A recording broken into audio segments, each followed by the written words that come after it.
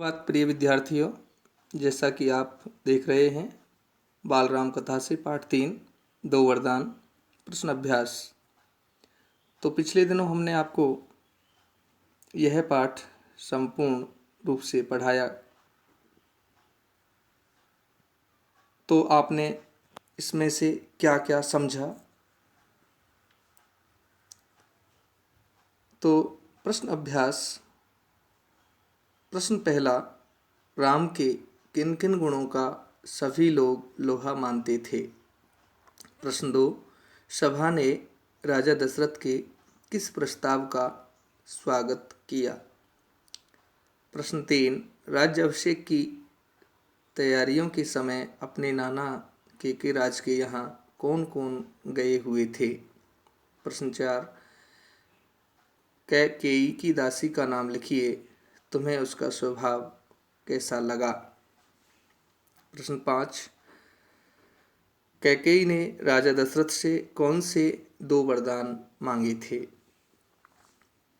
बच्चों, इन सभी प्रश्नों के उत्तर पाठ 3 2 वरदान को आप सावधानीपूर्वक पढ़िए और उसमें से इन प्रश्नों के उत्तर खोजकर लिखने का प्रयास कीजिए।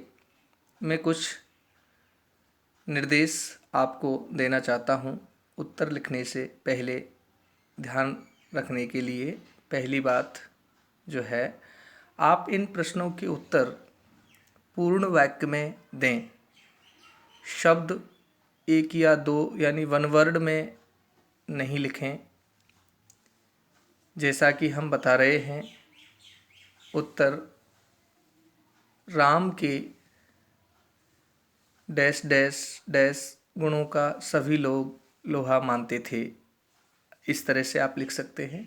या राम के निम्नलिखित गुणों का सभी लोग लोहा मानते थे, फिर उन गुणों का जिक्र आप लिखें। शायद आप समझ रहे होंगे। मैं आशा करता हूं कि आप इस तरह से ही उत्तर लिखकर हमें भेजेंगे। प्रश्न 2, सभा ने राजा दशरथ के किस प्रस्ताव का स्वागत किया। तो स्टार्ट करेंगे उत्तर। सभा ने राजा दशरथ के डैश डैश डैश इसमें प्रस्ताव का स्वागत किया। ये अंत में लिखा जाएगा, प्रस्ताव का स्वागत किया। प्रश्न 3, राज्याभिषेक की तैयारियों के समय अपने नाना केकेराज के यहाँ कौन कौन गए हुए थे। मेरा बताने का उद्देश्य है कि काफ़ी बच्चे केवल शॉर्ट उत्तर लिखकर भेज रहे हैं। प्रश्न के अनुसार, प्रश्न के आधार पर आप उत्तर भेजें। और महत्वपूर्ण बात मैं आपको ये बताना चाह रहा हूँ कि आप एक दूसरे की नकल बिल्कुल ना करें, क्योंकि ऐसा हमें देखने को मिला है। हम सभी बच्चों के लेखन कार्य से या हैंडराइटिंग से परिचित हैं। आप खुद क्रियात्मक अपनी बुद्धि से करके सीखें, फिर हमें लिखकर भेजें। और भेजने से पहले आप एक बार उनको ज़रूर पढ़कर देख लें। और परीक्षा के बारे में सूचना मैं देना चाहूँगा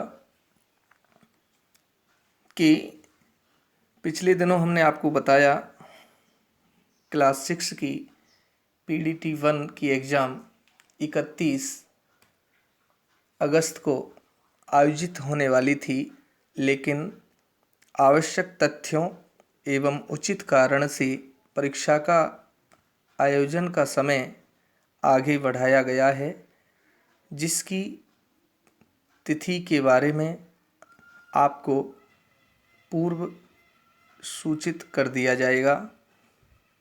यानी जैसे भी तिथि घोषित होगी, जो भी अनाउंस करेंगे, उसके बारे में आपको सूचना शीघ्र भेज दी जाएगी। आप संपूर्ण रूप से परीक्षा की तैयारी सभी विषयों की करते रहें। धन्यवाद।